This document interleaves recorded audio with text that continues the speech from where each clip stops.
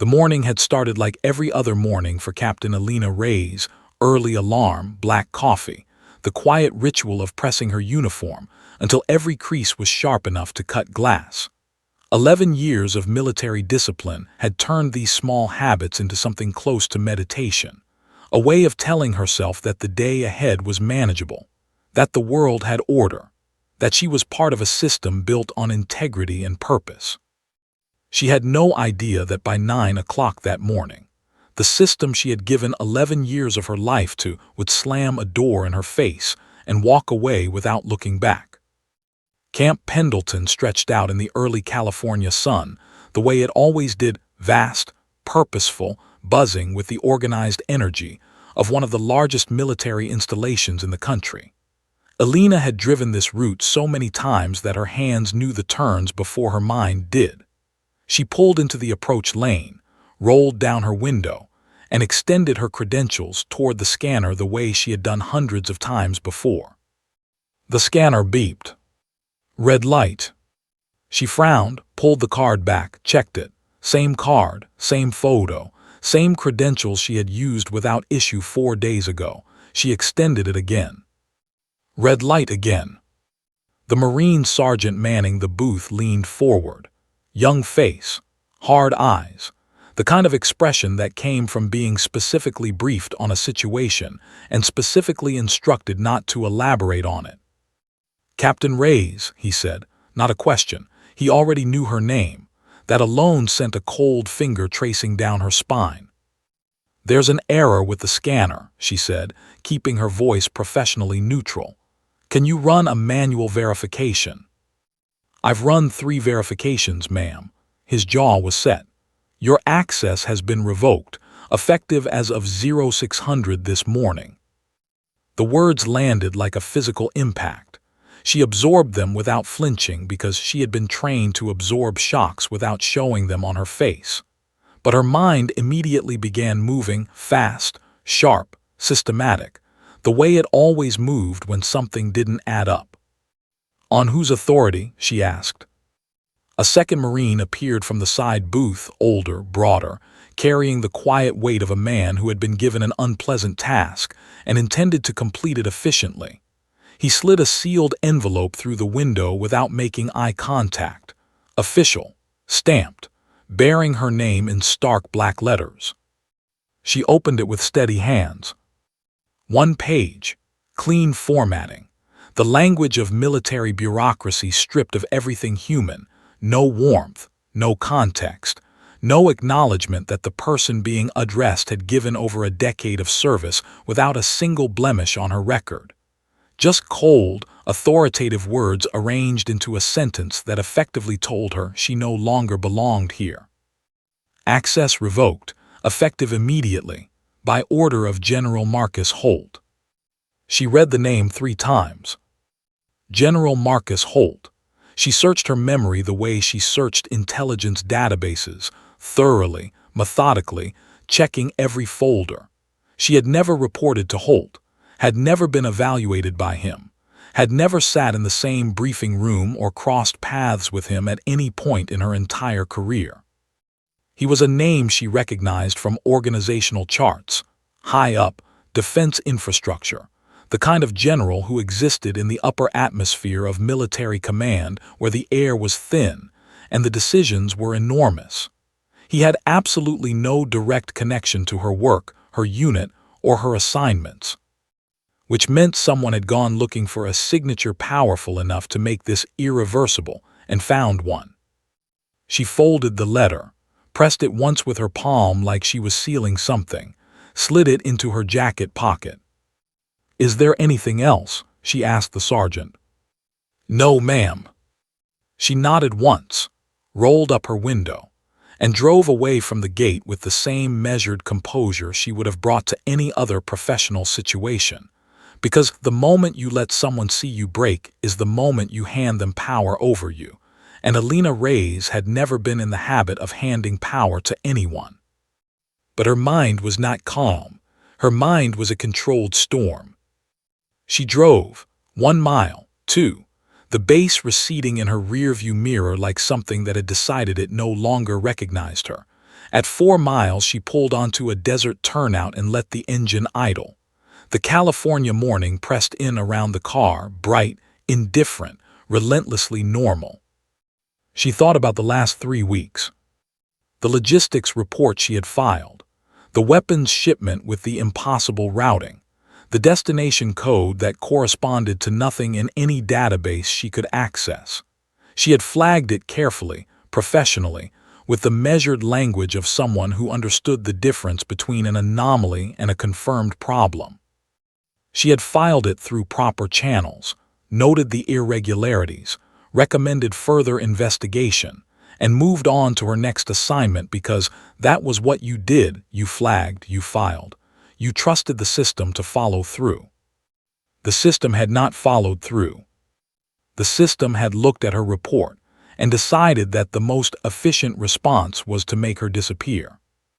She sat very still in the driver's seat and let that conclusion fully form, because half-formed conclusions were dangerous, and she was not in a position to be imprecise right now. Someone in a position of enormous authority had read her report and felt threatened enough to contact General Marcus Holt, a man 2 full command levels above anything connected to her, and had arranged a same-morning access revocation, without explanation, without process, without the kind of administrative paper trail that normally preceded any action of this magnitude. That wasn't procedure. That was panic dressed up in official paperwork. And panic people made mistakes.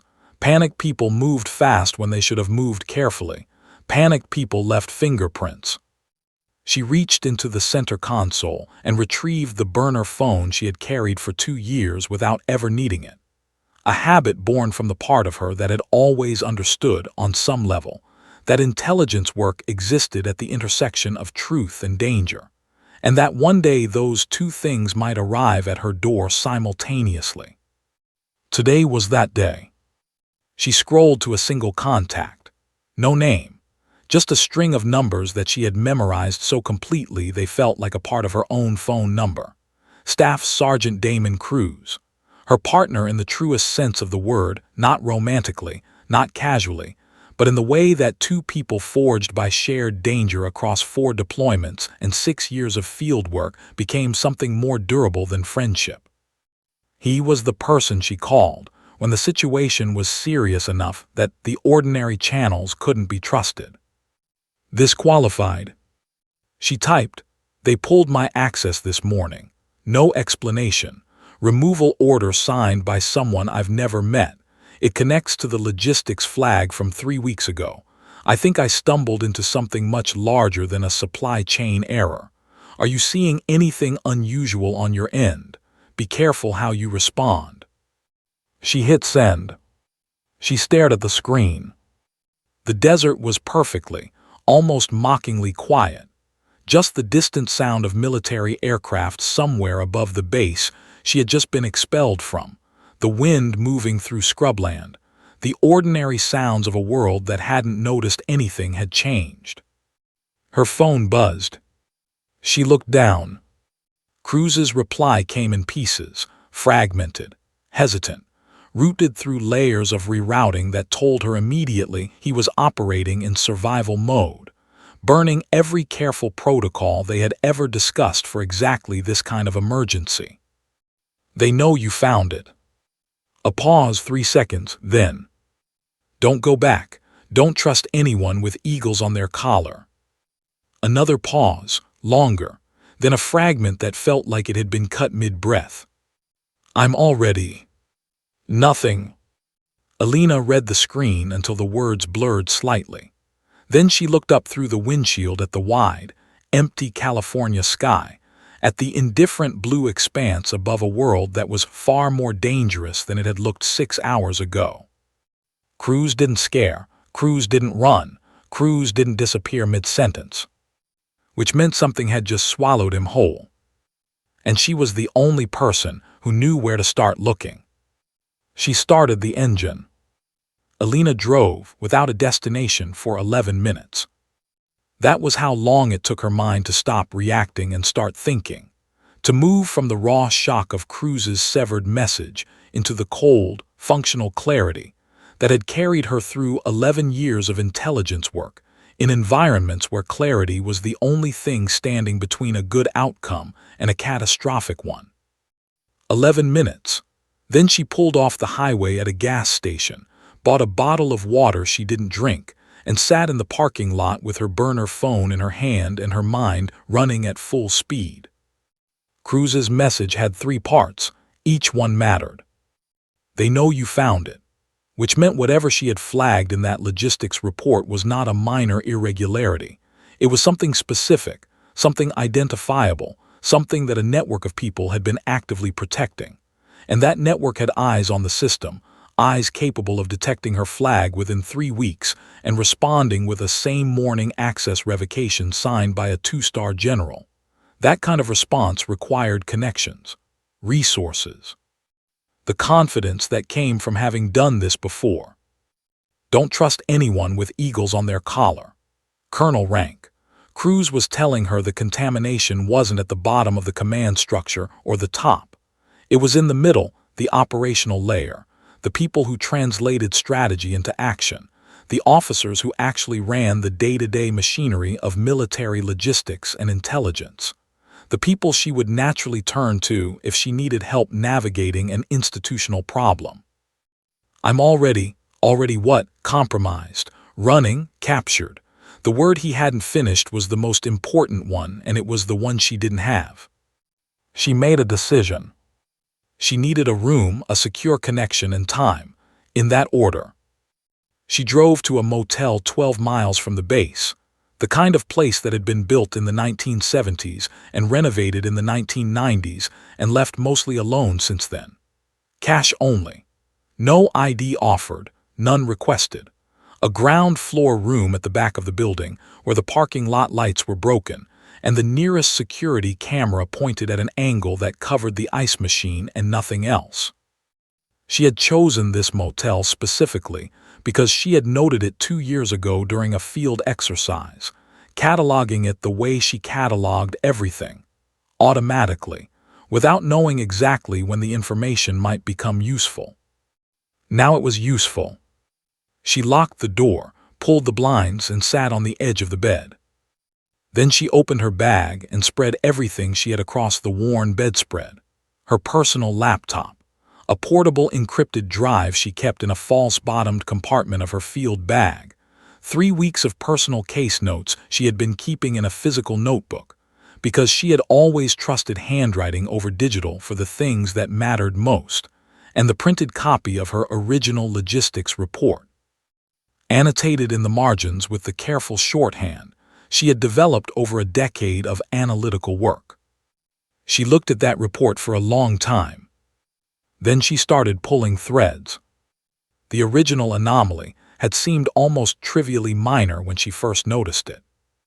A weapons shipment, coded in the manifest as standard maintenance equipment, the kind of categorization that processed through NATO logistics nodes dozens of times a week without attracting attention, had been routed through a transfer point in Stuttgart, Germany, and then rerouted to a destination code that she had flagged simply because it didn't correspond to any active U.S. operation in any database her clearance level could access. At the time, she had assumed it was a classification issue, something above her pay grade operating under a cover she wasn't privy to. She had filed the flag with that assumption noted clearly and moved forward. But now, in this motel room with Cruz's unfinished sentence sitting on her screen like an open wound, she looked at that destination code differently. She pulled every record she could access without triggering monitoring alerts, public shipping manifests, declassified NATO logistics summaries, archived satellite imagery from commercial providers that anyone with a research account could access. She cross-referenced shipment timelines against personnel assignments at the Stuttgart node. She mapped the routing anomalies against publicly available records of U.S. military activity in Eastern Europe. What emerged from that mapping was not a picture of administrative error. It was a pattern. 4 separate shipments over 14 months, Different manifest categories: maintenance parts, medical supplies, communications equipment, engineering materials. Different routing codes, different paperwork signatures at the origin points, but the same Stuttgart node, the same secondary rerouting, the same ghost destination that appeared in no official record she could find anywhere. Someone had been very careful. Each individual shipment was unremarkable in isolation. The manifest categories were chosen specifically to blend into the enormous daily volume of NATO logistics traffic. The routing variations were subtle enough to look like standard operational adjustments to anyone who wasn't looking at all 4 shipments simultaneously and over a 14-month timeline. But Alina had been trained to look at things simultaneously and over extended timelines. It was the specific skill that had made her valuable, and it was clearly the skill that had made her dangerous. She dug deeper. Using public databases and declassified intelligence summaries, she traced the names of analysts who had processed NATO logistics reports over the same 14-month period, cross-referenced against personnel transfer records that were publicly accessible through military career databases. What she found made her sit back slowly and press her palms flat against the table. 3 analysts, 3 separate bases, 3 separate career tracks with no connection to each other. Each one had filed anomaly flags on NATO logistics irregularities within the same 14-month window. Each one had been quietly reassigned within weeks of filing routine transfers on paper, the kind that happened constantly in the military and attracted no attention individually. And one had resigned entirely, leaving a 12-year career behind with no public explanation. No investigation had followed any of their flags, no acknowledgement, no follow-up, nothing. The reports had been received and then absorbed into the institutional silence like stones dropped into deep water. The network hadn't just built a pipeline. They had built a cleanup system around it, a quiet, efficient process for identifying threats and removing them before they could connect enough dots to become genuinely dangerous. Alina stared at the names of those 3 analysts for a long moment. People she had never met. People who had done exactly what she had done, noticed something wrong, reported it through proper channels, trusted the system, and had their careers quietly rerouted as a reward for their diligence. She thought about what that meant for Cruz. Cruz hadn't just flagged something. Cruz had gone further. His message had implied that he had found something specific, something physical, something that could be held in a hand or transmitted on a drive, something that went beyond anomaly flags and pattern analysis into the territory of actual evidence. He had gone into the field to retrieve it and had been mid-sentence when his transmission cut off, which meant either he had been caught or he had gone dark deliberately to protect whatever he was carrying. She needed to find out which. She opened a new encrypted channel on her burner phone and composed a coded location ping, a signal she and Cruz had designed together during a long evening in a forward operating base in Afghanistan, half serious and half joking, agreeing on a contingency protocol for the situation they never expected to actually face. A specific sequence of numbers sent to a specific contact string that would tell Cruz, if he was alive and free and able to receive it, that she was stationary and waiting, and that the ordinary channels were compromised. She sent it. Then she turned off the lamp. She sat in the complete dark of the motel room, back against the headboard, the burner phone face-up on the mattress beside her, her sidearm within reach on the nightstand, and she waited with the practiced stillness of someone who had learned long ago that patience was not passive. Patience was active. Patience was the disciplined refusal to fill silence with movement before you understood what the silence meant. Outside the window, the desert night was absolute. No traffic, no voices, no sound at all except the occasional moan of wind across the flat scrubland and the distant, barely audible noise of the highway a mile away. She waited. 20 minutes, 30, 45. Nothing. And then the silence changed. Not dramatically, not with the sudden explosive intrusion of something obviously wrong. It changed the way pressure changes before a storm, a subtle physical shift in the quality of the air outside her window, a vibration that she felt in her sternum before she heard it with her ears. Low, rhythmic, building from nothing into something that was unmistakable to anyone who had spent time on military installations. Rotor blades, getting closer, moving with a deliberate directness that had nothing to do with routine air traffic. Alina was at the window before the sound fully resolved itself into something she could name. And what she saw in the desert outside made every calculation she had been running in the last 4 hours suddenly, completely, and irrevocably change. The helicopter dropped out of the night sky like a secret. No lights, no radio chatter bleeding through any frequency she could detect, no markings on the fuselage that caught the faint ambient glow of the distant highway. It descended with the controlled, unhurried precision of a machine being flown by someone who had performed this exact maneuver in this exact kind of darkness so many times that it had stopped requiring conscious thought and become something closer to instinct. The way breathing becomes instinct, the way a trained hand finds a weapon in the dark without looking. It settled into the flat scrubland behind the motel with a finality that felt almost gentle. The rotor slowed but didn't stop. Whoever was flying it was keeping options open. Alina stood at the gap in the curtains and processed what she was seeing with the rapid, layered analysis that was as natural to her as breathing. Black Hawk airframe. Modified, she could see the profile alterations even in the dark, the changes to the exhaust suppression system, the antenna configuration that differed from standard military spec. Running completely dark, which required both the equipment to do so and the authorization to operate without transponder signal in U.S. airspace, neither of which was casually obtained. This was not a coincidence. This was not a routine flight that happened to land 50 yards from her motel room at midnight. This was someone who knew exactly where she was. The cabin door opened, and 2 operators dropped to the ground with the smooth, immediate efficiency of people for whom exiting a moving aircraft in the dark was a Tuesday. Full tactical kit, plate carriers, ballistic helmets, rifles at the low ready in a grip that was relaxed enough to indicate confidence and tight enough to indicate readiness. They moved outward from the helicopter in a practiced arc, scanning the perimeter not frantically but methodically, the way professionals sweep a space when they expect it to be clear but refuse to assume. Alina watched them work and felt something shift in her assessment. These weren't MPs.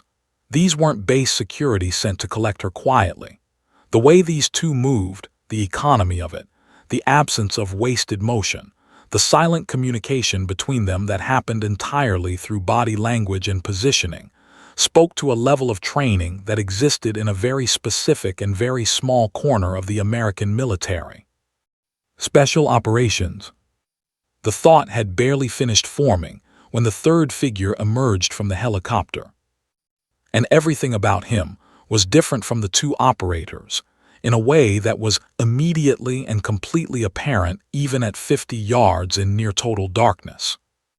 He was tall, not remarkably so, but tall in a way that seemed structural, like height was just one component of an overall physical architecture that had been built rather than simply grown.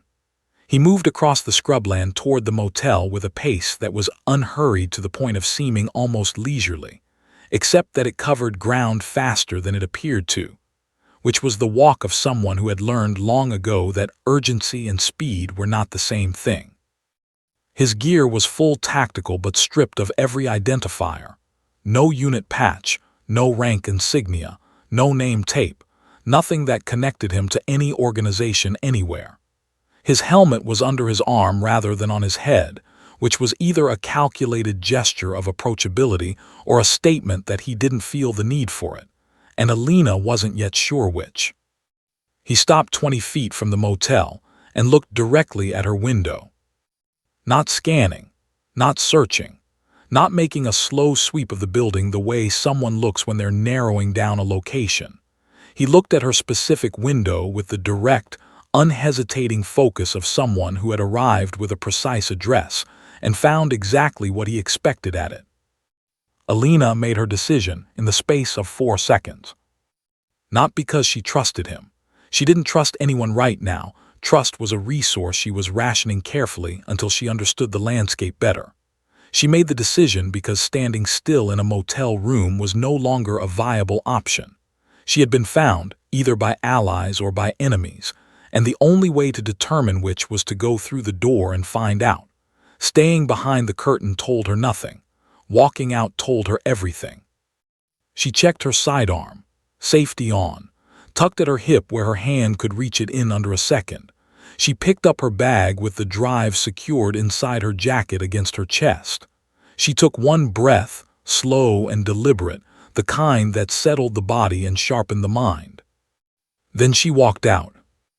The desert night hit her immediately, cool and dry and carrying the faint mineral smell of scrubland in the dark. Her boots crunched across the gravel parking lot. The two operators tracked her movement without raising their weapons, which she noted and filed away. They were watching her. They were not threatening her. That distinction mattered.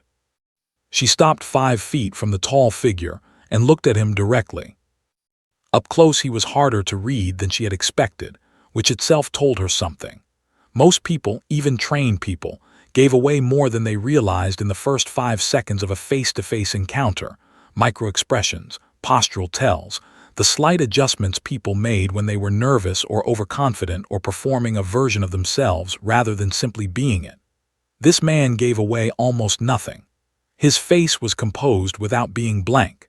His eyes were alert without being aggressive.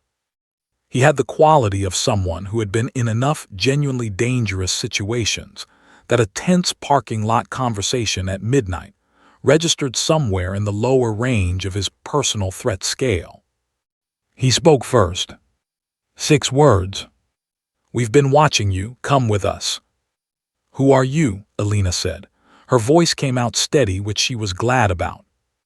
"Someone who has been building the same case you accidentally walked into," he said. "And someone who needs what's in your jacket before the people who removed you this morning realize how much of it you've already reconstructed." She felt a cold jolt move through her. He knew about the drive. He knew about the motel. He knew about this morning. The specificity of his knowledge was either deeply reassuring or deeply alarming, and she couldn't yet determine which. "You've been watching me for how long?" she asked. "Long enough to know that your analytics on the logistics anomaly are the most accurate external assessment of the pipeline that has ever reached paper." His voice carried no flattery, just the flat delivery of someone reporting a fact. 8 months of work on our end, and you threaded the most critical needle in 3 weeks without even knowing what you were looking at. "The pipeline," she said carefully, "you know what it is." "We know most of what it is. What we can't unlock is the final layer, an encryption architecture that traces directly back to the analytical framework in your original report, the report that was scrubbed."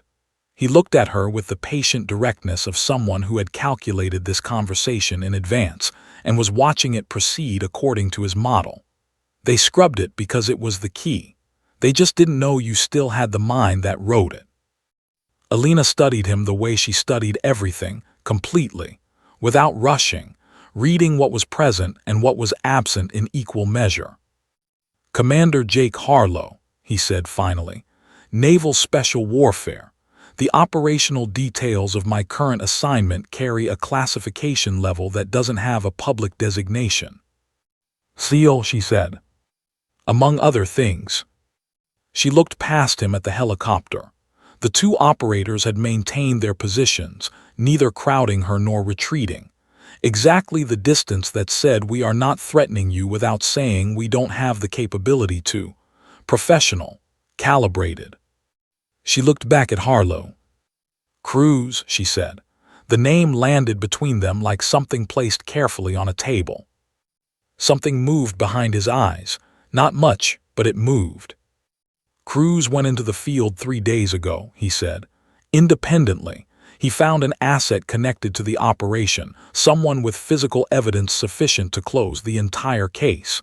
He made contact, sent one transmission confirming the asset's location and the existence of the drive. He paused. Then nothing. "You think he's been taken?" "I think he's been taken or he's gone dark to protect what he's carrying. Either way, he's in a location we've identified but haven't been able to reach without the decryption key." He looked at her steadily. "You're the key, Captain, not figuratively, literally. Your analytical framework is embedded in the encryption architecture of the evidence drive. Without you, the drive is a sealed box. With you, it opens," Alina said quietly. "It opens," Harlow confirmed, "and everything in that network ends." The desert spread out in every direction, enormous and silent and indifferent to the conversation happening in its middle. The Black Hawk idled behind Harlow with the low, patient thrum of something ready to move the moment it was asked. Alina thought about Cruz in a location with no label on a map she hadn't seen yet. Cruz with his jaw tight against pain he wouldn't show, and his hand wrapped around a drive he had decided to protect with whatever he had left. She thought about 3 other analysts quietly transferred out of careers they had earned. She thought about a signed removal order from a general she had never met. She looked at Harlow. "If this goes wrong," she said. "It goes wrong," he said simply. No softening, no false reassurance, just the honest acknowledgement of a man who respected her enough not to dress up the risk in comfortable language. She nodded once. "Then let's make sure it doesn't go wrong," she said. She walked toward the helicopter. The Black Hawk lifted off the moment Alina's boots left the ground.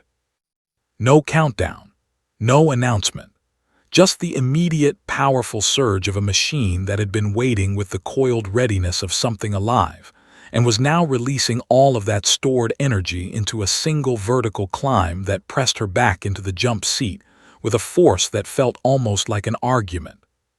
She strapped in without being told. The desert fell away below them, flat and dark and enormous, the scattered lights of distant highways threading through it like veins carrying the ordinary pulse of a world that had no idea what was moving above it. The helicopter ran dark and low and fast, hugging terrain contours with a precision that told her the pilot was either exceptionally talented or exceptionally experienced, or most likely both.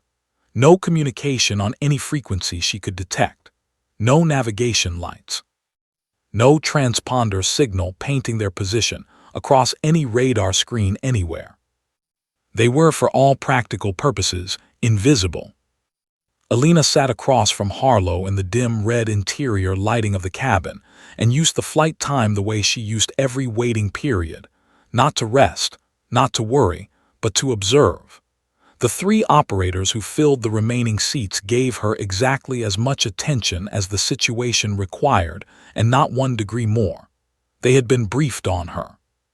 She could tell by the way they looked at her, not with suspicion, not with welcome, but with the careful neutrality of professionals who had been given information about an unknown quantity and were reserving final judgment until they had first-hand data of their own. She respected that. Harlow sat with his forearms on his knees, his helmet resting on the seat beside him, his eyes moving periodically to the window with the habitual situational awareness of someone who monitored his environment the way most people breathed, automatically, constantly, without conscious effort. He hadn't spoken since they lifted off. He didn't seem to feel the need to fill the silence, which Alina found reassuring rather than unsettling. People who couldn't tolerate silence were people who were uncomfortable with their own thoughts. Harlow didn't appear to be uncomfortable with anything. 40 minutes into the flight, the terrain below shifted flatter, more barren, the scrubland giving way to something that felt even more deliberately empty. Then the helicopter began descending toward what appeared from altitude to be absolutely nothing. No structure, no road, no light source, just the undifferentiated dark of the Mojave at night. Alina leaned slightly toward the window. Then a section of the desert floor moved. A hydraulic panel, massive, perfectly camouflaged with surface material that matched the surrounding terrain so precisely that it was invisible, until the moment it began to open, slid back on a diagonal, to reveal a ramp descending into a facility below ground level. The Black Hawk dropped into it with the calm exactness of a machine completing a familiar routine, the rotors pulling back to idle as the panel closed above them, sealing the desert back into its false blankness. The facility was not what Alina had expected. She wasn't sure exactly what she had expected, something austere perhaps, something that felt improvised, temporary, the kind of operational setup that gets assembled fast and torn down faster. What she found instead was a space that spoke to months of deliberate construction and careful operational investment. Compact, the ceiling was low, the corridors tight, everything designed to fit maximum function into minimum footprint, but dense with technology that she recognized from the most advanced intelligence facilities she had ever worked in. Screens covering every available surface, each one running live data feeds from multiple sources simultaneously. Satellite imagery refreshing in real time on a wall-length display. Communications intercepts scrolling across dedicated monitors. Personnel, 6 of them, none in uniform, all moving with the focused quiet of people who had been doing critical work in sustained secrecy, and had learned to carry that weight without letting it show on their faces. And on the central table, beneath the clearest lighting in the room, a case file. Alina's name appeared on the cover. Not as a subject, as a contributor. She looked at Harlow. "How long have you been watching my work?" she asked. 7 months, he said. "Your analytical reports on NATO logistics irregularities were flagged by our intelligence screening process as the most structurally sound external assessment of activity we were already tracking internally." He moved to the table and opened the file. "You weren't looking at the same thing we were looking at, but you were looking at it from an angle we didn't have, and the intersection of your analysis with ours produced a picture that neither of us could see alone." Alina looked at the file. Her reports were there, not the scrubbed versions, but the originals, pulled from somewhere before the deletion reached them, archived in a system outside the one that had been compromised. Alongside them were documents she had never seen, internal intercepts, financial tracking reports, personnel surveillance logs that stretched back nearly a year. The quantity of accumulated intelligence was substantial. This operation had not been assembled quickly. Harlow spread the core documents across the table with the methodical efficiency of a man who had briefed this material enough times to know exactly which sequence produced the clearest understanding. "The weapons you flagged didn't get lost," he began.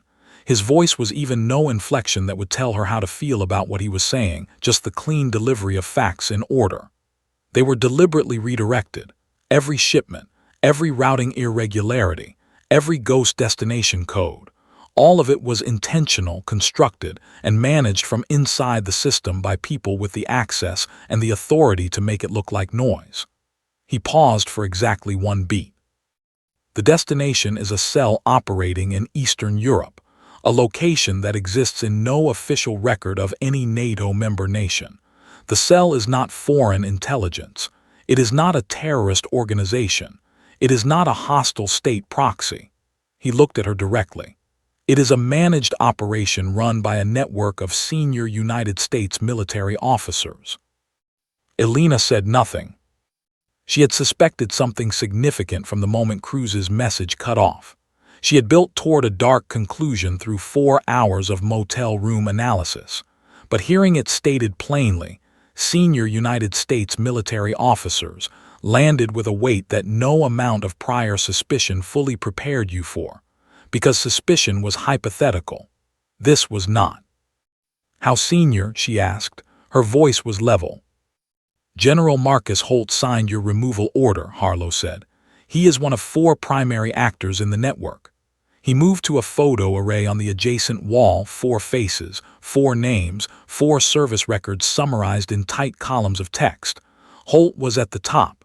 The others below him were names she recognized from organizational charts and intelligence community briefings. Senior, established, decorated. The kind of people whose careers were long enough and distinguished enough that accusations against them would immediately face institutional resistance regardless of the evidence behind them. They have been operating this pipeline for 14 months, redirecting military-grade weapons and equipment through NATO logistics infrastructure, using the sheer volume of legitimate NATO supply chain traffic as cover, and delivering those weapons to a separatist faction operating in a contested region of Eastern Europe. Why? Alina asked, though she was already forming the answer. Because the region the faction is trying to control contains rare earth mineral deposits. Harlow's voice remained completely flat. Deposits conservatively valued at $40 billion over a 20-year extraction horizon. The network has signed agreements with the faction's leadership, private contracts, executed through shell corporations across 4 jurisdictions, guaranteeing exclusive extraction rights in exchange for the weapons and equipment necessary to achieve the territorial control required to access those deposits. The room was very quiet. Alina looked at the faces on the wall, at the documents on the table, at the accumulated evidence of 14 months of systematic betrayal executed with the confidence of people who believed they were untouchable, who had built enough institutional insulation around themselves that they had apparently stopped worrying about being caught. They removed 3 analysts who got close, she said. 4, Harlow corrected, including you.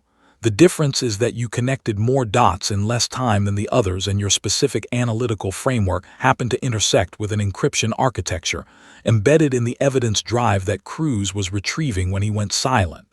He turned from the wall to face her fully. The drive contains complete transaction records, communication logs between all 4 network members, signed contracts with the faction leadership, and the personal authorization signatures of every officer involved in every weapons redirect over the entire 14-month period. He let that settle. It is a complete and airtight case. Everything needed to end this network permanently and prosecute every person in it exists on that drive. But you can't open it, Alina said. The final encryption layer was built using an analytical key derived from intelligence framework architecture. He looked at her with the patient directness of someone delivering a conclusion that the entire preceding conversation had been building toward. Your framework, from your original report, the report they scrubbed. He paused. They scrubbed the report to eliminate the threat. They didn't realize that eliminating the report didn't eliminate the mind that produced it. Alina looked at the table, at her own work staring back at her from a file assembled by people she had never met in a facility she hadn't known existed 24 hours ago. Cruz is in that location, she said, not a question, a statement she was making to herself as much as to him. We believe so.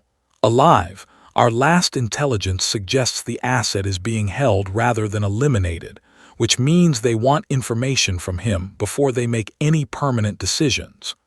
Harlow's voice carried the slight tightening of someone managing urgency behind a composed exterior. That window is not unlimited. Alina looked at the map on the wall. Eastern Europe, a red circle with no label over a region that officially didn't contain anything worth noting. She thought about Cruz, about his hand wrapped around a drive he had decided was worth whatever it cost him to protect. She looked at Harlow. What do you need from me? She asked. Everything, he said simply. Your analysis, your decryption capability, your presence in the field when we reach the drive, because the final authentication requires live input from the framework author. He held her gaze. And your willingness to do all of that under an operation that carries no official authorization, no institutional protection, and no record that any of us were ever involved. The weight of that landed fully. No authorization, no protection, no record. If it went wrong completely and permanently, and without recourse. She looked around the room, at the screens, the data.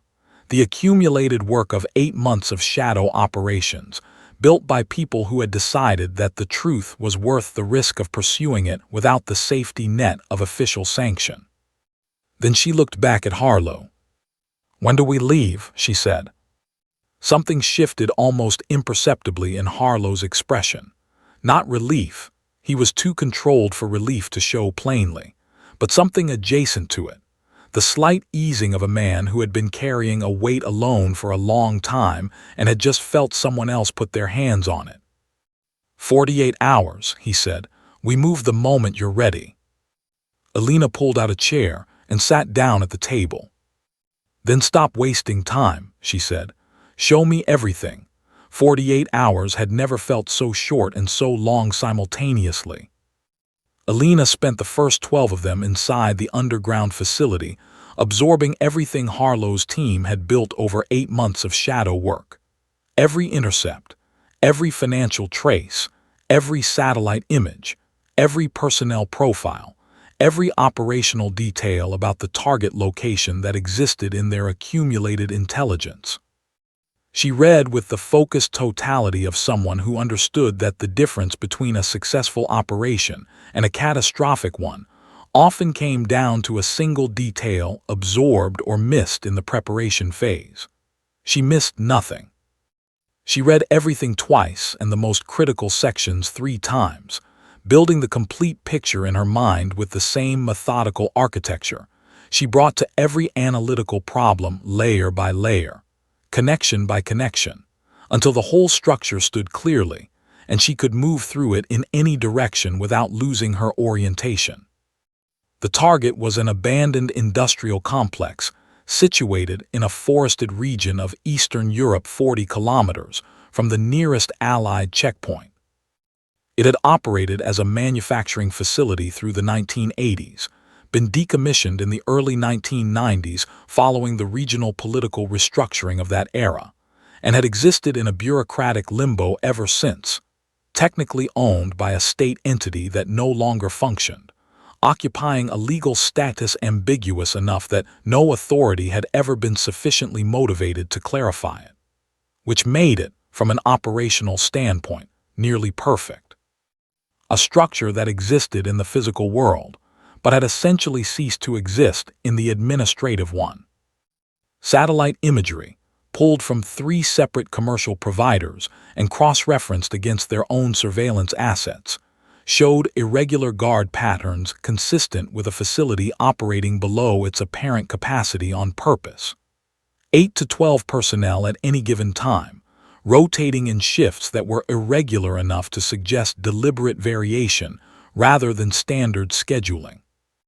Vehicle movement twice daily, supply runs, Alina assessed, which told her the facility was not locally provisioned, which meant the people running it were being careful about leaving traces in the surrounding civilian infrastructure.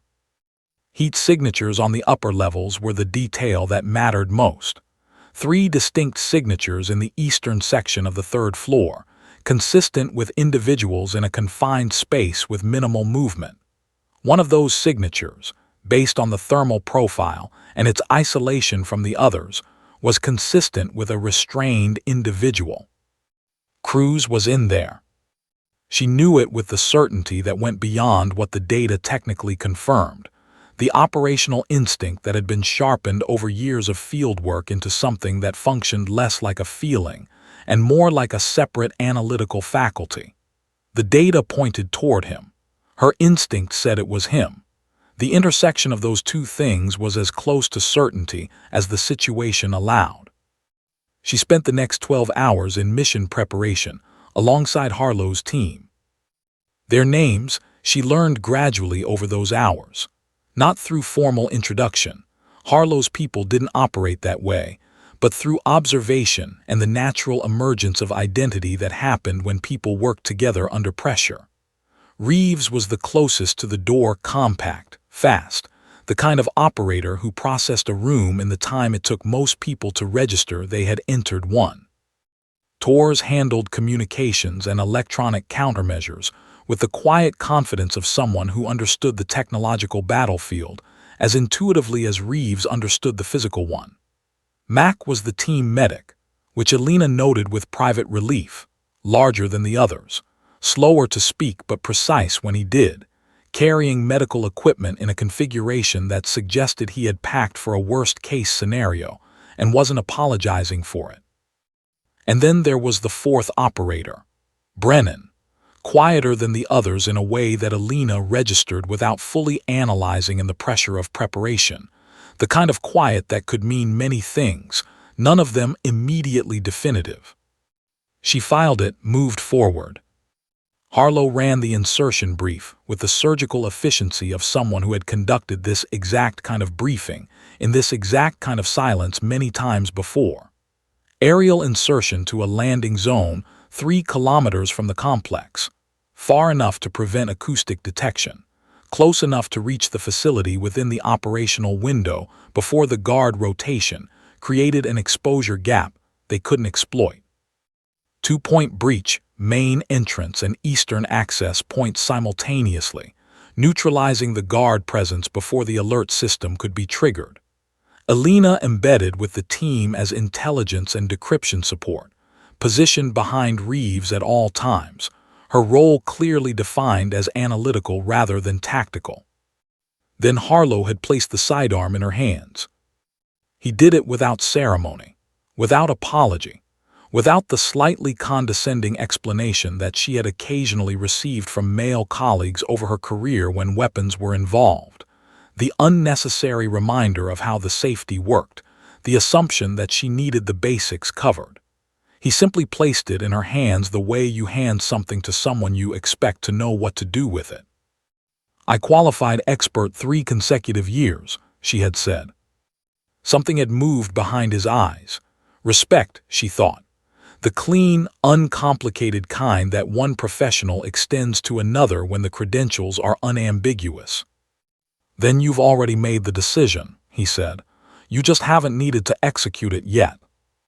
She had checked the chamber, set the safety, holstered it with the practiced motion of someone for whom the procedure was physical memory rather than conscious action. The weight of it at her hip felt less like a weapon and more like a commitment, a physical acknowledgement that she had crossed from the world of analysis into the world of consequence, where the distance between information and action collapsed entirely. The night before insertion, she sat alone in the small quarters they had assigned her, a room that was functional to the point of austerity, a cot and a lamp and nothing else. And she allowed herself, for exactly 1 hour, to feel the full weight of what she was walking into. Not fear, precisely.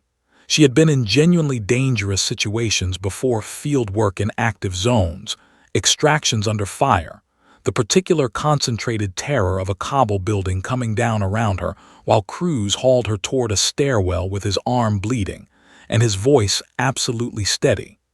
She knew what fear felt like, and she knew how to work through it rather than against it. What she felt was something more complex than fear. It was the weight of consequence at scale, the understanding that the operation she was about to participate in existed entirely outside the protective structures of institutional authorization, that if it went wrong, there would be no cavalry, no official rescue protocol, no acknowledgement from any governmental body that she had ever been there. She would simply be gone, and whatever she had been trying to do would be gone with her. She held that weight for the full hour. Then she set it down.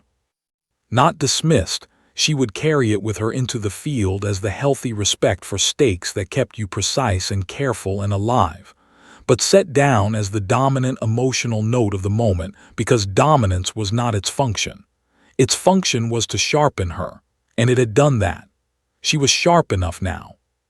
She opened Cruz's last message on the burner phone one final time. "They know you found it, don't go back. Don't trust eagles, I'm all ready." She looked at that unfinished sentence for a long time. "I'm already what, Cruz? Running, captured, holding something they want badly enough to keep you alive for." She made him a silent promise in the quiet of that austere room, the kind of promise that didn't need words because it existed at a level beneath language. She was coming.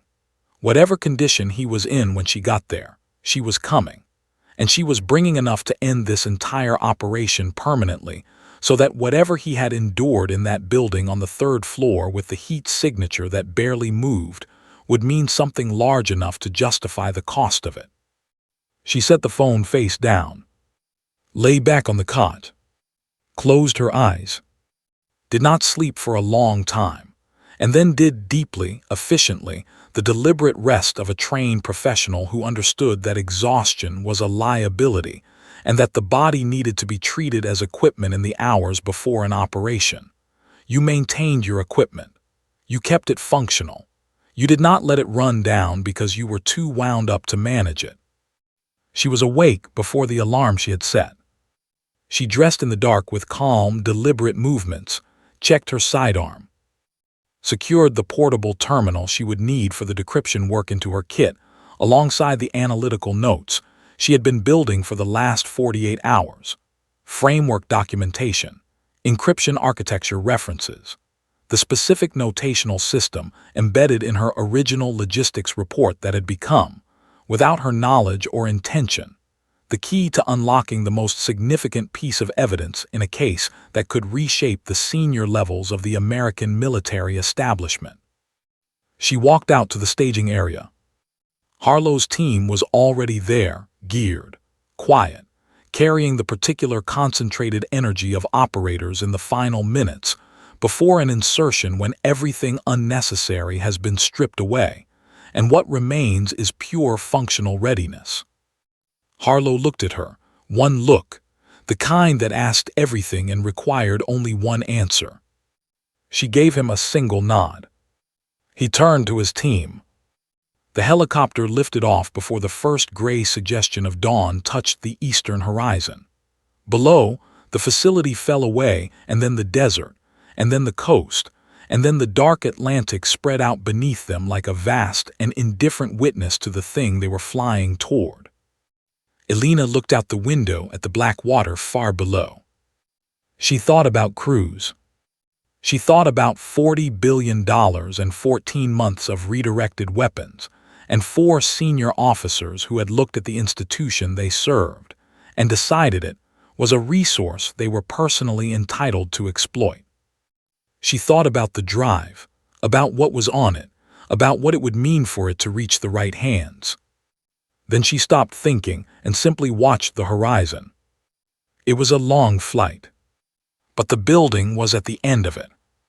And so was Cruz. The forest swallowed them whole. One moment the helicopter was descending through open air, the tree line a dark mass rising to meet them from below, and then suddenly they were beneath the canopy, invisible, enclosed, the rotors pulling back to near silence as the landing zone materialized in a small clearing that barely accommodated the Black Hawk's footprint. The pilot set it down with a delicacy that seemed almost impossible given the constricted space and the absolute absence of light, touching Earth so gently that Elena felt the landing more through the change in engine vibration than through any physical impact. Then the door was open and Harlow's team was moving, and there was no more time for thought, only action. Only the immediate physical reality of ground beneath her boots and trees pressing close on every side, and the weight of her kit settling across her body, with the familiar purposeful heaviness of equipment worn for a reason. They moved through the forest in a formation that Elena had studied in briefings, but had never been embedded within, the particular fluid geometry of a special operations team on an approach march, each operator maintaining precise interval, each one moving with a foot placement so deliberate that the forest floor gave up almost no sound beneath them. She matched her pace to Reeves in front of her, reading his movement the way she had been told to, stepping where he stepped, stopping when he stopped, trusting his read of the terrain because that trust was the correct operational decision regardless of how her own instincts presented alternatives. The facility emerged from the trees after 40 minutes. Not dramatically, not with the sudden revealed clarity of something that had been hidden and was now exposed. It materialized gradually the way large structures do in dense woodland, first as a quality of darkness slightly different from the surrounding forest, then as geometric lines that didn't belong to organic shapes, then as the specific brutal architecture of Soviet-era industrial construction that had aged poorly and been maintained not at all. Broken windows on the upper levels, rust staining the exterior walls in long brown streaks like the building was slowly bleeding. A perimeter fence that had once been substantial, but had been left long enough to develop gaps that a determined person could exploit without tools. Harlow's team exploited them without breaking stride. The guard pattern matched the satellite intelligence precisely. 2 personnel on the exterior, one at the main vehicle entrance on the north side, one performing a slow circuit of the eastern perimeter. Both were handled with an efficiency that Alina witnessed from her position behind Reeves, and that she would later struggle to describe adequately, because the word that kept presenting itself was seamless, and that word didn't carry the weight of what she had actually seen. These were men operating at the absolute outer limit of their training's capability, doing difficult things in the dark, with the practiced ease that only came from having done them so many times that difficulty had been absorbed into competence, and competence had been refined into something closer to art. Interior breach, north entrance, Reeves on point, Tors covering communications, Mac on Alina's left shoulder, Brennan on the rear. Harlow moving through the center of the formation with the calm authority of a man who had accepted full responsibility for every decision being made in this building tonight and was comfortable with that weight. The ground floor was clear. Second floor, 3 rooms checked, 2 storage areas assessed, 1 communications terminal that Tors photographed and mapped before they moved on. No personnel. The irregular guard schedule, Alina realized, was not just a security measure. It was a resource constraint. Whoever was running this facility was doing so with the minimum personnel necessary to maintain function, because every additional person was an additional exposure risk. They were being careful. They were being professional. They were not being careful or professional enough. Third floor, east corridor.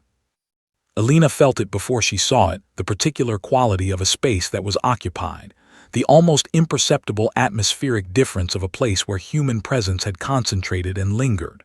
The corridor was darker than the floors below, the window at the far end admitting only the faintest gray suggestion of the pre-dawn sky outside.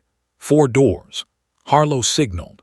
Reeves and Tors took the first 2. Mac held position at the stairwell access. Harlow moved toward the 3rd door, with Alina 1 step behind him. He tested the handle. Unlocked, he looked at her once, she nodded. He opened it. Cruz was inside. Alina had prepared herself, in the analytical compartment of her mind that handled operational anticipation, for the possibility that Cruz would be in bad condition. She had run the variables, number of days held, likely interrogation protocols, the physical resilience of a man she knew to be exceptional, and had arrived at a range of probable states that she thought she was ready for. She was not fully ready. He was secured to a structural support column, with his wrists bound behind it at a height that kept his arms at an angle designed to cause sustained discomfort over time. One eye was swollen completely shut, purple-black, the skin around it tight with the particular inflammation that came from an impact delivered with enough force to cause tissue damage beyond simple bruising. A wound on his left side had been wrapped in material that was not medical bandaging, torn fabric, Alina assessed, which meant either no medical supplies were available or the people holding him had made a deliberate decision not to provide them. The wrapping was saturated, had been for some time. But his right hand, even bound behind the column, even in that position, his right hand was clenched around a hardened drive with a grip so tight that the knuckles had gone pale from sustained pressure. He had been holding it, she calculated rapidly, for the entire duration of his captivity. Days. Through whatever they had done to him over those days. He had kept his hand closed around that drive like letting go of it was the one capitulation he had categorically refused to make regardless of what it cost him. Alina crossed the room in 4 steps and crouched in front of him. His one functional eye found her face. Something moved in it, recognition, and beneath that something more complex that she didn't have time to fully read. "You came," he said. His voice was rough, damaged in the way that voices got damaged when someone had been doing things to a person that required them to make sounds they would not have chosen to make.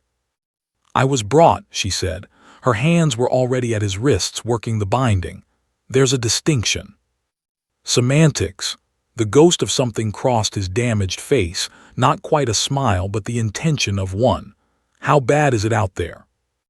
"Bad enough that a SEAL commander with an unmarked Black Hawk decided I was worth pulling from a motel parking lot at midnight." She got the binding loose. His arms came forward slowly, the muscles having been held in that position long enough that returning them to a natural orientation was a gradual process rather than an immediate relief. "Can you move?" "I've moved in worse shape than this." "That's the least reassuring thing you've ever said to me." "Yes," he said, meeting her eyes. "Yes, I can move." She helped him to his feet.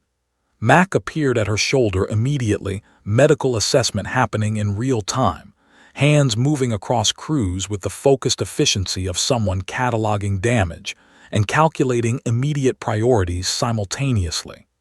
Cruz tolerated it with the patience of a man who understood that being assessed was faster than arguing about it. Harlow was at the door. His posture had changed, the slight forward lean of someone whose attention had been seized by something that didn't fit the current model of the situation. Then every light in the building exploded on simultaneously. Not a gradual increase, not a flicker. An instantaneous transition from near-total darkness to blinding white illumination that hit Alina's adapted eyes like a physical blow and reduced her vision to a white blur for 2 full seconds. 2 seconds that felt, in the compressed temporal experience of a suddenly compromised situation, extraordinarily long. The alarm followed. But it was the wrong alarm. Not the external perimeter alert of a facility that had detected an intrusion from outside.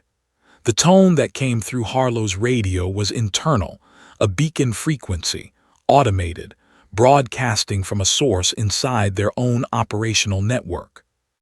Someone on their team had activated it. The silence that followed that realization lasted exactly 1 second. In that second, Alina watched Harlow's eyes move across his operators with a slowness that was the most frightening thing she had witnessed in the entire operation, because that slowness was not confusion. It was the deliberate, systematic elimination of possibilities by a man who had already understood what had happened and was simply confirming which variable had produced the outcome. Reeves towards Mac. His eyes stopped. Then the shooting started. Armed personnel in Allied uniforms, which created an immediate and catastrophic complication that went beyond the physical danger of being outgunned, because engaging men in friendly insignia carried consequences that would outlast the operation by years and potentially destroy any evidentiary value. The mission produced poured through the ground-level access points, with a coordination that indicated prior knowledge of the breach timeline. They had known the team was coming. They had known the entry point. They had known the schedule. Harlow pulled Alina and Cruz into the side corridor with his body half shielding theirs, suppression fire cracking behind them from Reeves and Torres, who had taken defensive positions with the immediate instinctive competence of operators who had trained for exactly this kind of sudden reversal.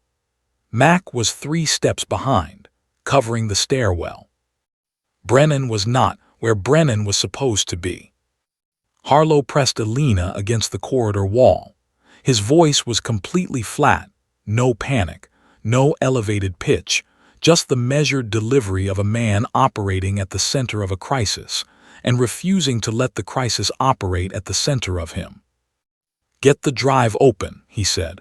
"Whatever is on it, we are going to need it in the next 10 minutes." Alina looked at Cruz. Cruz looked down at his right hand. still clenched, still holding. He looked up at her with his one functional eye, and something in it that was not defeat and was not fear, but was the specific hard clarity of a man who had decided days ago what this moment was going to look like, and was recognizing it now that it had arrived. He opened his hand. The drive caught the harsh white light of the facility and gleamed like something that had been waiting. "Tell me you remember the credentials," Alina said. "Every digit," Cruz said. Around them, the building shook with the sound of the firefight below, the contained, percussive violence of trained people in a confined space making decisions at speed. The corridor walls absorbed the sound imperfectly, transmitting it as vibration as much as noise, a physical reminder that the window between now and a much worse situation was closing with every passing second. Alina pulled the field terminal from her kit. Her hands were completely steady. She looked at Cruz. "Start talking," she said. Cruz talked and Alina typed, and the building shook around them like a living thing trying to expel them from its body. The credentials came out of him in a steady stream, not rushed, not hesitant, delivered with the measured precision of a man who had spent his days of captivity doing the one thing his captors couldn't take from him, which was remembering.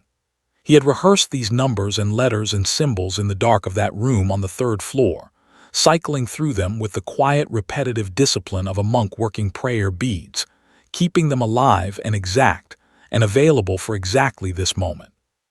47 characters, case-sensitive, structured in a sequence that looked random but wasn't, that was built on a logic Alina recognized immediately as her own analytical notation system, her framework embedded in the architecture of the encryption, the way a signature was embedded in brushwork, invisible to anyone who hadn't spent years inside her particular way of structuring intelligence data. She typed without hesitation. The field terminal accepted the first layer. A progress indicator appeared, minimal, functional, the kind of interface built by people who prioritized performance over aesthetics. 40%. The decryption was working. Harlow's voice came through the earpiece, controlled, clipped, the specific register of someone managing a deteriorating situation with the tools available and refusing to signal distress to the people depending on his composure. 2 minutes before they reach the third floor. Move faster if you can move faster. "Working," Alina said. 50%. The firefight below had reached a new phase. She could hear it shifting from the contained percussion of initial contact into something more sustained and more complex, the kind of exchange that happened when both sides had assessed the situation and settled into a tactical reality rather than reacting to an initial surprise. Reeves and Torres were holding. She didn't know for how long. 60%. Cruz was upright against the wall beside her. Mac had done what he could in the available time, field dressing the wound in Cruz's side with the focused efficiency of a medic who understood that adequate now was better than perfect later. Cruz's face was pale beneath the damage it had absorbed. His jaw was tight, but his eyes were tracking the corridor with the alert watchfulness of a man who had decided he was not done yet and was going to make that decision stick through sheer will if necessary. 70%. The terminal flickered. Alina's hands stopped over the keyboard. Her eyes went to the progress bar. It had stopped at 70% and was holding there, not declining, not advancing, simply paused at a threshold she didn't immediately understand. "What is it?" Cruz asked. "Secondary authentication layer," she said, reading the prompt that had appeared beneath the progress bar. "It's asking for live framework input, not credentials, active analysis." She looked at the prompt more carefully. The system had been built to require not just the key but the hand that had created the key. A final verification that the person accessing the drive was the same person whose analytical architecture had been used to build the encryption. "It wants me to solve something." She read the prompt. It was a logistics anomaly, structured exactly like the one she had flagged 3 weeks ago, built from the same type of data, presenting the same category of irregularity. Whoever had designed this encryption had used her own analytical signature as the authentication mechanism. To unlock the final layer, she had to demonstrate, in real time, the specific analytical reasoning process that was uniquely hers. She understood immediately why Cruz had been held rather than eliminated. He had the credentials, but he couldn't provide this. Only she could. She looked at the anomaly on the screen. And she solved it. Not quickly, precisely. The way she always worked, building the analytical structure layer by layer, connecting the data points in the specific sequence that her mind naturally imposed on disordered information, annotating as she went in the shorthand notation that she had developed over 11 years, and that existed nowhere in any official training manual because it was hers, native to her cognition, as individual as a fingerprint. 90%. The building shook again, closer this time, the vibration carrying the specific frequency of impacts on the floor below rather than the walls around them, which meant the perimeter was compressing. They were running out of building between themselves and the people coming up through it. 100%. The drive unlocked. Alina had been in intelligence work long enough to have developed a professional relationship with revelation. The moment when accumulated data resolved into a complete picture, when the thing you had been building toward finally stood whole and clear in front of you. She had experienced that moment dozens of times across her career. She had never experienced it quite like this. The financial records appeared first. 41 transactions, 14 months, each one documented with a specificity that suggested the network had maintained its own internal records with the meticulous thoroughness of people who trusted their institutional protection completely, and therefore felt no need to be vague even in their private documentation. The money moved through 3 shell corporations. She could trace each hop in the laundering chain as it appeared on the screen, watching the path that illegal funds took from military logistics budget lines to faction payment, accounts with the clarity of a map drawn by the people who had walked the route. The destination accounts carried names. General Marcus Holt, a NATO logistics deputy whose name she had seen on organizational charts but had never associated with anything beyond routine administrative function. 2 senior U.S. defense officials, whose positions gave them the access necessary to authorize the logistics redirects without triggering standard oversight protocols. And then, appearing in the 4th account with a clean, official designation that made Alina stop breathing for 3 full seconds, a name connected to the Senate Armed Services Committee, a civilian name, a political name, someone whose presence in this network expanded its scope from a military corruption case into something that touched the legislative oversight structures designed specifically to prevent exactly this kind of abuse. She kept reading. The communications appeared next, encrypted threads between the 4 primary actors, now fully decrypted and rendered in plain language that was somehow more damning for its casualness. These were not the communications of people in crisis. They were the communications of people who felt entirely safe, operational updates delivered with the bored efficiency of routine business correspondence, payment confirmations acknowledged with the brevity of people who had moved past the stage of being surprised by the amounts involved. And threaded through it all, a series of exchanges about the analysts who had gotten close. Her predecessors, the 3 who had been transferred or resigned, discussed in the same administrative register as budget line items. Problems identified, solutions implemented, outcomes confirmed. And then her own name. She read the exchange about herself with a focused detachment that she was consciously maintaining because the alternative, the full emotional registration of reading powerful people, casually discussed the dismantling of her career, was not something the next 4 minutes could accommodate. They had been worried about her report for 48 hours before acting. 48 hours of discussion, careful, calculated, weighing the risk of action against the risk of inaction, before someone had made the call to General Holt. The speed of the subsequent removal order had felt instantaneous from the outside. From the inside, she could now see. It had been the product of 2 days of deliberation by people who understood exactly what they were doing and had decided the cost of doing it was acceptable. The contracts appeared last.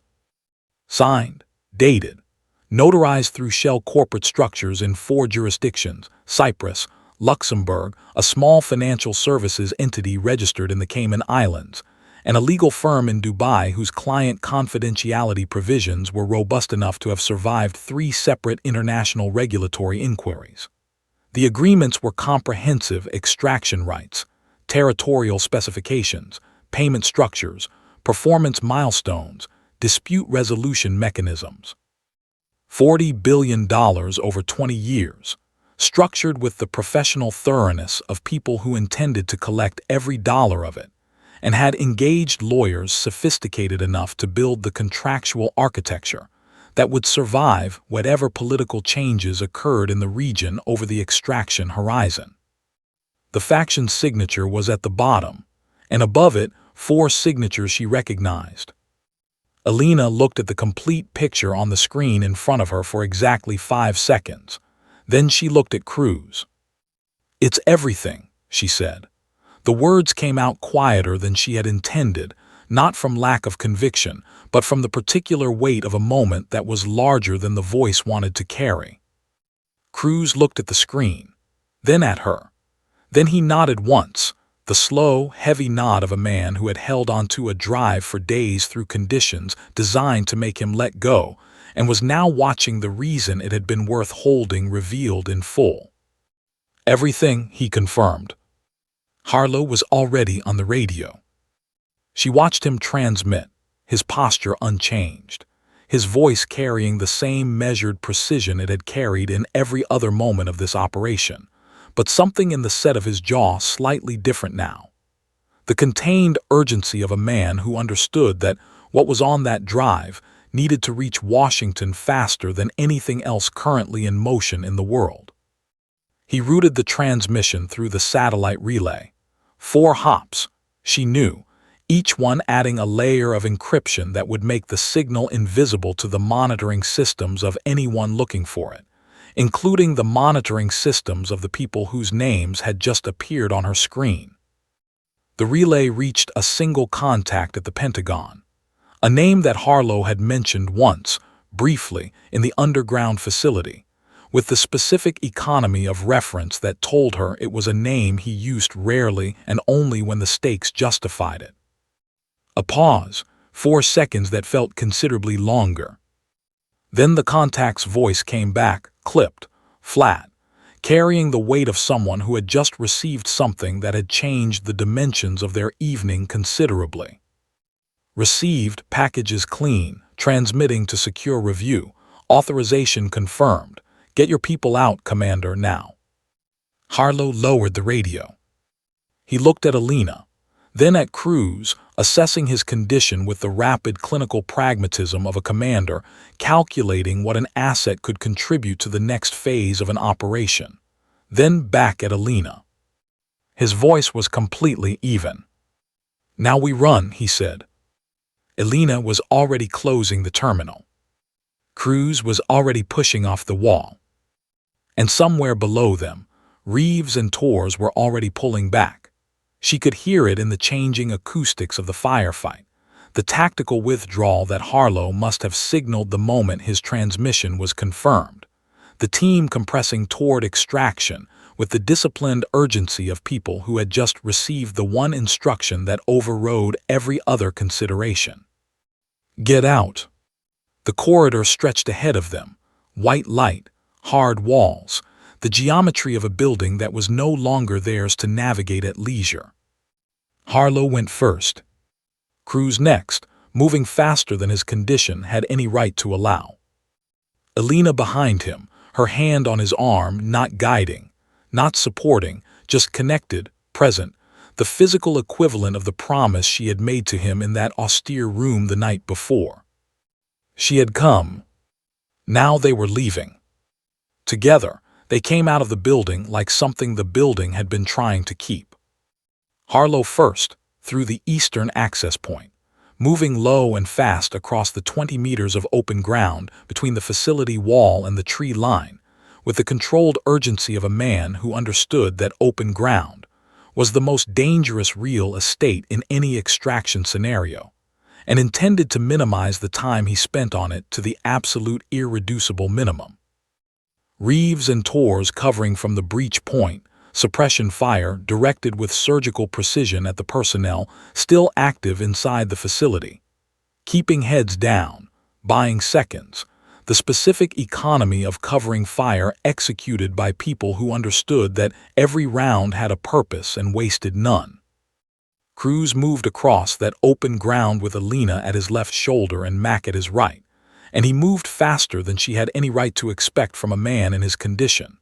Jaw locked, breathing controlled, his body responding to the demand she could see him placing on it with a willpower that seemed to operate independently of whatever his nervous system was telling him about pain and damage and the limits of sustainable function. He did not slow them down. She had been prepared for the possibility that he might, had calculated contingencies, had decided privately that she would carry him across that ground if it came to that. It did not come to that. Cruz covered the 20 meters on his own feet and hit the tree line without breaking the formation. Mac caught him as the forest closed around them, steadied him. Cruz accepted it without comment, the pragmatic acknowledgement of a man who had spent everything he had on those 20 meters and was now willing to accept the help his pride would have declined 10 minutes ago.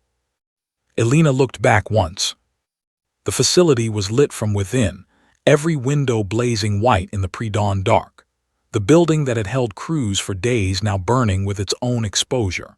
The evidence of what had happened inside it spreading outward through satellite relays and encrypted transmissions toward Washington at the speed of light, while the physical structure stood oblivious in its forest clearing, massive and solid, and already irrelevant. She turned back to the trees. They moved. The Black Hawk was exactly where it was supposed to be, the pilot holding position in the clearing with a steadiness that spoke to either exceptional nerve or the complete professional detachment of someone who had held extraction positions in far worse circumstances and had developed a relationship with patients that most people never achieved. The rotors were already at operational speed. The door was already open. The calculation of every second between now and airborne had clearly been running continuously since they left. Harlow went in last, the specific discipline of a commander who did not board an extraction vehicle until every person he was responsible for was already inside it. He counted heads with his eyes as they loaded. Reeves, Torres, Mac, Cruz, Alina. His eyes stopped on the empty space where Brennan would have been. He held that space for exactly 1 second. Then he was in, and the door was pulling shut, and the helicopter was lifting before it had fully closed, rising fast and hard out of the clearing with a power that pressed Alina into her seat and filled the cabin with the roar of an aircraft operating at the upper range of its capability. Hostile fire came from the tree line immediately, small arms, the cracking impact of rounds against the fuselage audible even over the rotor noise, each one a sharp metallic punctuation mark against the skin of the aircraft. The pilot didn't flinch, didn't adjust course, didn't reduce speed. He climbed and banked and pushed the helicopter into the low cloud cover above the forest with the focused determination of someone who had been shot at before and had made peace with the arithmetic of it. The calculation that forward motion was always the correct response to fire from behind. Then the cloud swallowed them. The firing stopped.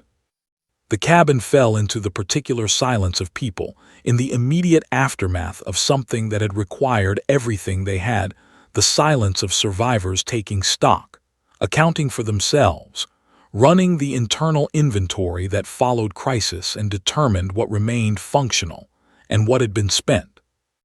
Reeves sat with his head back against the cabin wall, eyes open, processing. Torres had his hands on his knees, looking at the floor, his lips moving slightly in what might have been calculation or might have been something more private. Mac had Cruz across 2 seats, working the wound in his side with the focused competence of a combat medic who had shifted from field expedient to something more considered now that the immediate tactical situation had resolved, his hands moving with the practiced efficiency of someone who had done this in worse lighting with worse supplies, and was grateful for the relative luxury of adequate equipment and a patient who was still conscious and communicative. Cruz caught Elena's eye across the cabin. She looked at him, really looked at him, the way she hadn't allowed herself to do in the facility because looking at someone completely required a moment of stillness that the facility hadn't offered. The damage was extensive. The wound was serious. His face carried the particular hollowness of someone who had been running on will alone for several days and was now beginning to feel what he hadn't allowed himself to feel while the will was still required. But his eyes were clear. That was what mattered. His eyes were completely, characteristically, infuriatingly clear, alert and present, and carrying beneath the exhaustion and the pain the specific quiet satisfaction of a man who had done what he set out to do and was still alive to know it. He reached across the narrow space between them. She put her hand over his. Neither of them said anything. There was nothing to say that the gesture didn't carry better. Harlow sat across from Elena with his forearms on his knees and his eyes on the middle distance, the posture of a man running the operation forward and backward simultaneously, accounting for what had been accomplished and what it had cost and what came next. After several minutes he looked at her. "The transmission reached Washington," he said. "Our contact confirmed receipt of the complete package before we extracted." "How long before they act on it?" Elena asked. "They're already acting on it." His voice carried something she hadn't heard in it before, not satisfaction exactly, but the particular quality of a weight that had been carried for a long time beginning to distribute itself differently. 8 months of work. Your piece was the one we needed to make it move. He looked at her steadily. "It's moving." The Atlantic appeared below them as dawn broke across the eastern horizon, the ocean catching the first pale light and holding it, vast and gray and suddenly beautiful in a way that Elena registered with the heightened clarity that followed crisis, when the ordinary world reasserted itself, and its ordinariness felt, temporarily, extraordinary. Cruz was airlifted to a U.S. military medical facility. The moment they touched down, transferred from the helicopter to a medical team that Harlow had arranged with a single transmission during the flight, the kind of arrangement that happened when you operated with the resources and the connections of naval special warfare, even when the operation carrying your name existed in no official record. The surgeons who worked on Cruz that morning would later describe his condition using medical language that translated, in plain terms, to the fact that he had sustained injuries that should have compromised his functionality significantly and had apparently declined to allow them to do so. He would spend 3 weeks in recovery. He would carry a scar on his left side for the rest of his life, a raised, pale ridge of healed tissue that he would later describe, with the characteristic understatement that Elena had spent 6 years learning to interpret correctly, as a conversation starter. The drive reached a secure Pentagon terminal by mid-morning of the same day. What followed was not dramatic in the way that the operation that produced it had been dramatic. It was the slow, grinding, institutionally cautious machinery of federal justice beginning to turn, carefully at first, with the hesitancy of a system confronting evidence that implicated people at its own senior levels, and therefore required extraordinary care to process without triggering the protective instincts of the institution itself. But it turned, and once it turned, it did not stop. The financial records were verified within 6 hours. The communication logs were authenticated by the following morning. The contracts, routed through the appropriate international legal channels, produced confirmation from 3 separate jurisdictions within 48 hours that the shell corporations and accounts named in the documentation were real, active, and connected to the individuals identified in the network. The case was airtight. The defense attorneys, who would eventually be retained at considerable expense by the four primary actors, would spend months looking for a crack in the foundation and find nothing but more foundation beneath every layer they examined. General Marcus Holt was arrested at his home in Alexandria, Virginia, on a Tuesday evening at 6:47. He had opened his front door expecting the dinner delivery he had ordered 40 minutes earlier. He found 12 federal agents instead, arranged on his front steps with the patient, formal presence of people who had waited 8 months for this particular Tuesday evening and were not going to rush it now that it had arrived. Holt said nothing when they identified themselves.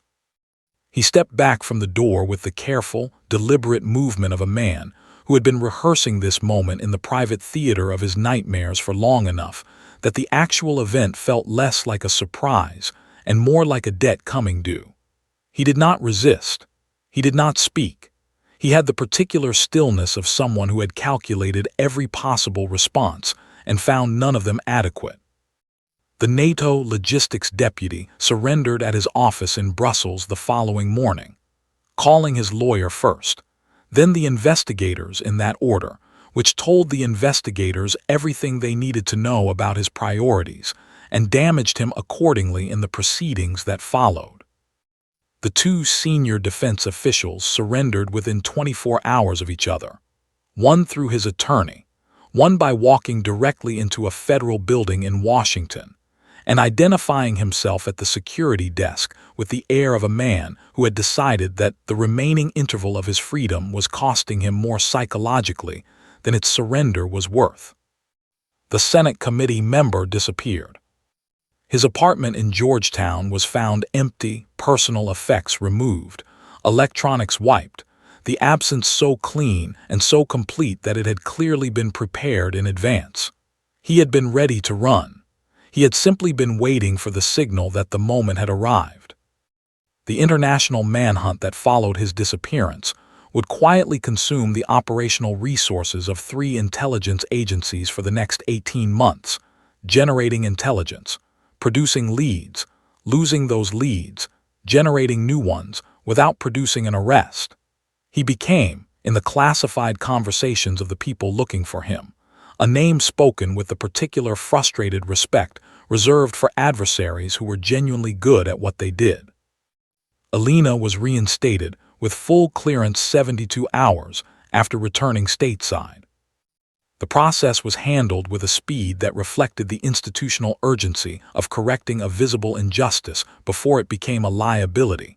Her record restored, the removal order expunged, the commendations added in language so deliberately vague that anyone reading her file without context would understand only that she had contributed meaningfully to something significant without understanding what the something was.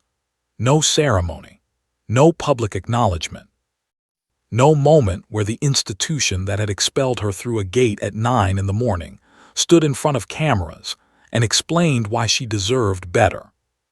She didn't need that moment. She had other ones. 3 weeks after returning home, she found a plain package outside her apartment door. No return address. No postage mark she could trace to any location or carrier. Inside was a naval special warfare challenge coin, heavy, worn at the edges with the honest erosion of something that had lived in a pocket through years of hard use and significant decisions, carrying the weight of the history embedded in it, the way old things carried weight that new things didn't yet have. Beneath it folded once a note. Harlow's handwriting. She recognized it from the mission brief he had annotated by hand in the underground facility. Precise, economical, each letter formed with the same efficient purposefulness that characterized everything she had observed about him. She unfolded it slowly.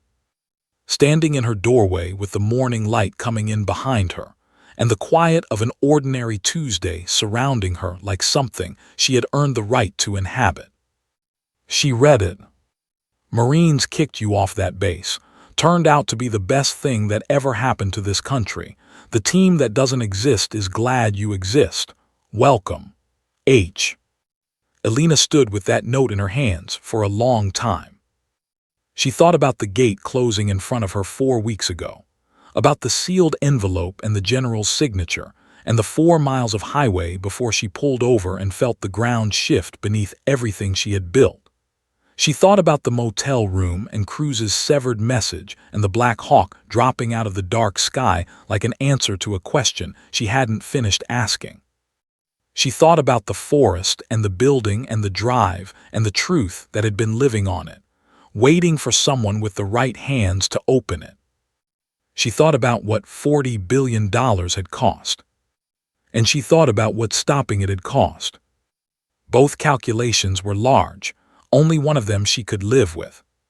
She folded the note carefully, set the coin on her desk beside her lamp where the morning light would catch it when she sat down to work. Then she sat down, opened her laptop, pulled up her current intelligence queue. 3 new anomalies flagged overnight, 2 of them almost certainly administrative error, one of them carrying the specific quality of irregularity that her instinct immediately identified as worth a second look.